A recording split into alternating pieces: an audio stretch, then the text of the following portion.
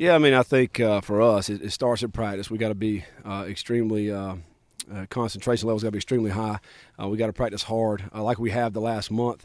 We went on the road, our last road trip down to Troy, and got a big win. So we feel like when you go on the road, you're a little bit more of a tight-knit group. You're in the hotel, you're on the plane, you're all together. So your concentration levels are a little bit higher anyway, I think. So just going to be in a different environment. And so, but we got to continue to stick together, stick with the plan that we worked throughout this week, and go out there and play hard.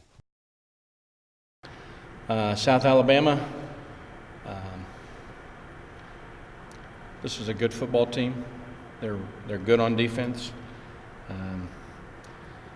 They got kind of beat last week by Arkansas State, but they had a lot of starters out with injury, 5 or 6 of them, I believe.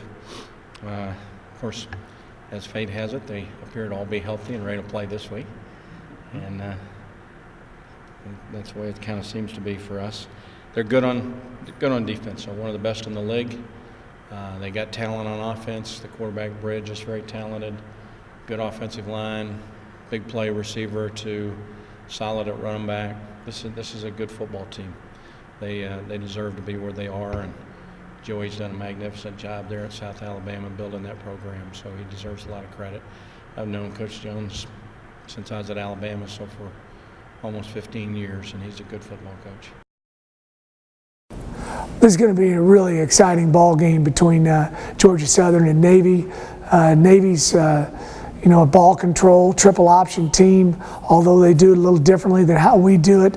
I've heard it's a beautiful setting. Look forward to the opportunity going up there and playing a fine Navy team. So obviously this is a big week, in-state rival.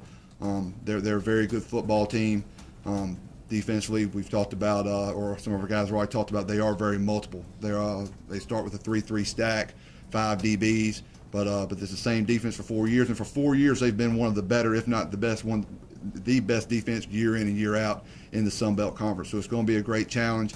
The 3 previous games that we've played with them have all been close, all going into the fourth quarter, and we expect the same thing this week.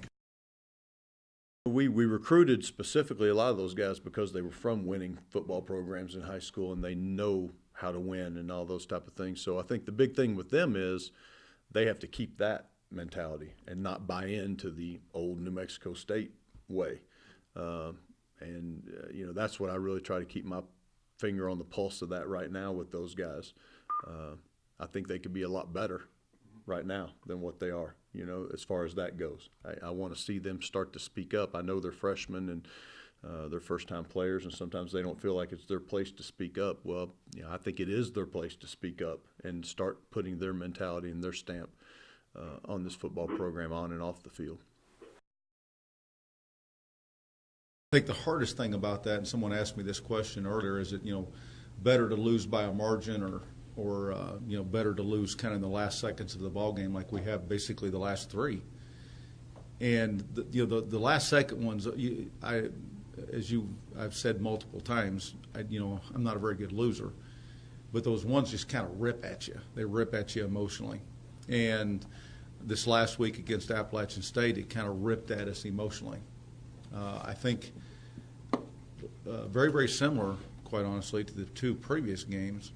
We had some opportunities actually early on in the game to kind of put the thing away, and that's something we've got to learn how to do is finish. And appreciate the difference very much so. And, I don't know what kind of crowd we had, but it was probably an enjoyable game to watch. The thing that was stuck out for me most as a coach was the fact we did not turn it over. We got 3 turnovers. Our average starting point was somewhere around the 50-yard line after every possession, and our punter averaged 43.5 or almost 44 yards. So there's a lot, and I talked to the team about this yesterday. There's a lot of hidden yardage that people never consider, and all that pooching and all that stuff that they have to do because of number 16. Ain't nobody thought about it. Honestly, did not see 45-10 coming. We had a tremendous amount of respect for South Alabama coming in. Challenged our guys all week that thought this game could seriously come down the last possession. thought it was going to be that kind of game, and for our guys to respond, and energy level was great from the beginning to the very end, and to play completely through all three phases as soundly as we did.